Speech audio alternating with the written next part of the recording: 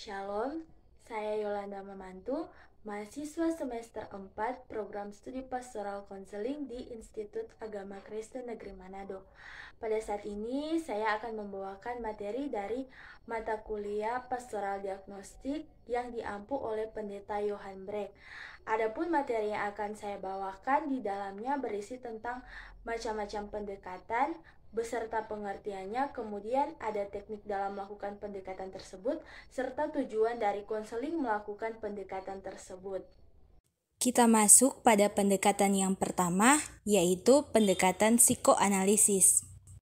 Bagi pendekatan ini, segala pikiran dan tingkah laku pada masa kini dikendalikan oleh energi psikis dan pengalaman konflik psikoseksual pada awal perkembangan kehidupannya. Motivasi dan konflik dalam alam tidak sadar adalah penyebab utama dari tingkah laku orang pada masa kini.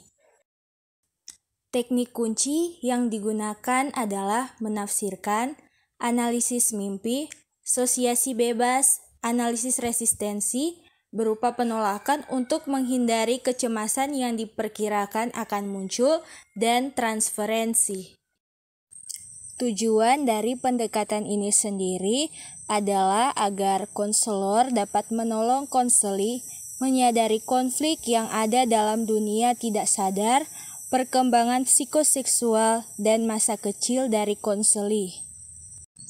Lanjut pada pendekatan yang kedua, yaitu pendekatan eksistensial. Pendekatan ini memfokuskan diri pada kondisi hidup manusia yang paling hakiki. Dalam hal ini, termasuk kesadaran akan eksistensi diri, kebebasan untuk menentukan pilihan dan nasib sendiri, tanggung jawab, kecemasan sebagai unsur dasar eksistensi manusia, pencarian makna di tengah ketiadaan arti hidup manusia sendiri, tetapi sekaligus berelasi dengan sang lain, kefanaan, dan kematian.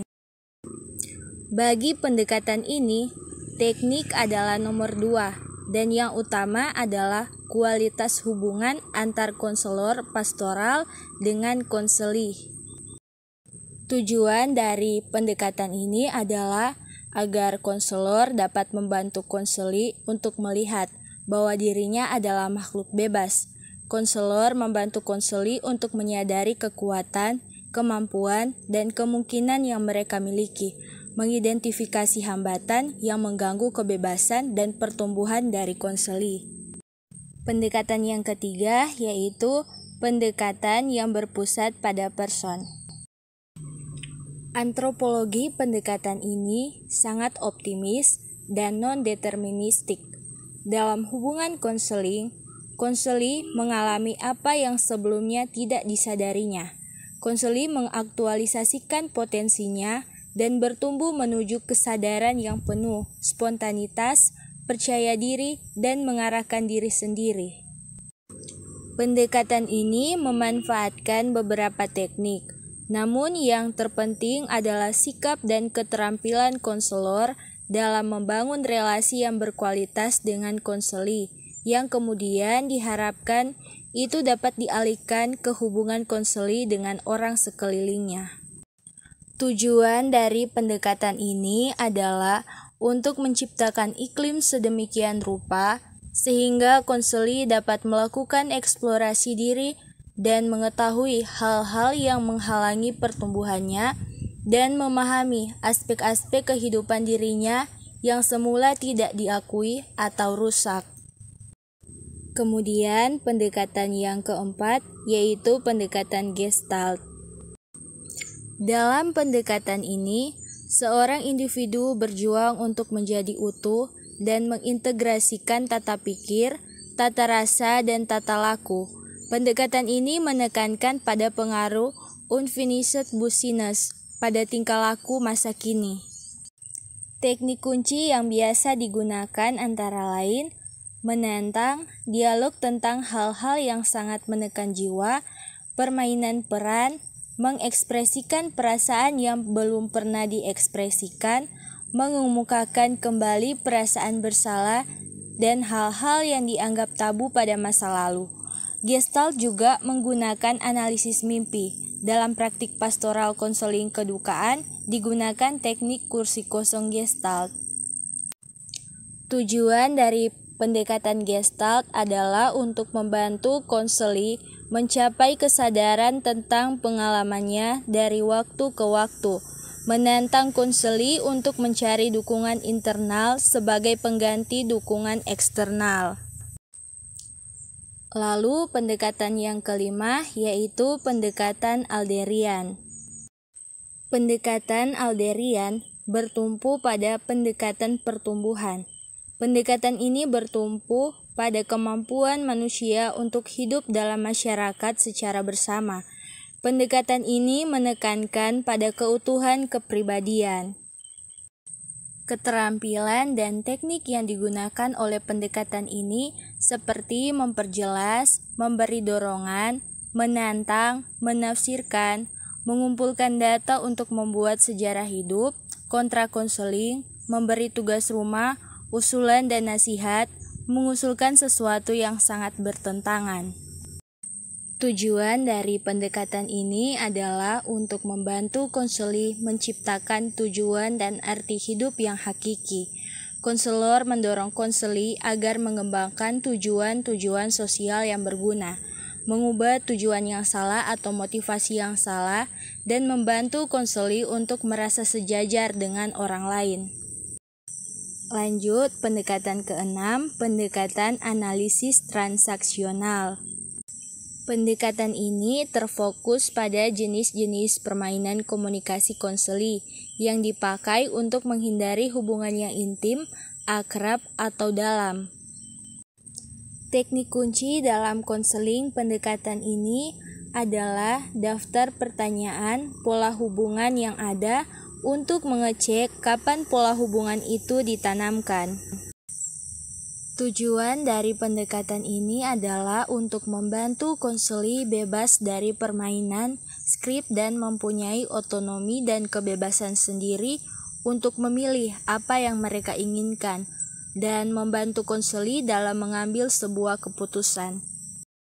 Kemudian lanjut pada pendekatan yang ketujuh, yaitu pendekatan behavioral. Pendekatan ini memusatkan diri pada perilaku yang tampak. Teknik kunci yang digunakan dalam konseling pendekatan ini antara lain desensitisasi sistematis.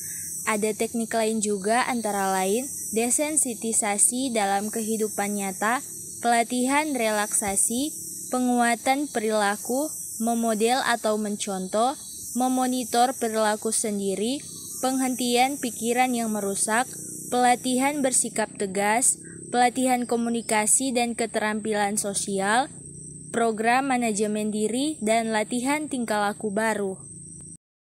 Adapun tujuan dari pendekatan ini adalah untuk membantu konseli menghilangkan perilaku menyimpang dan belajar tingkah laku yang efektif.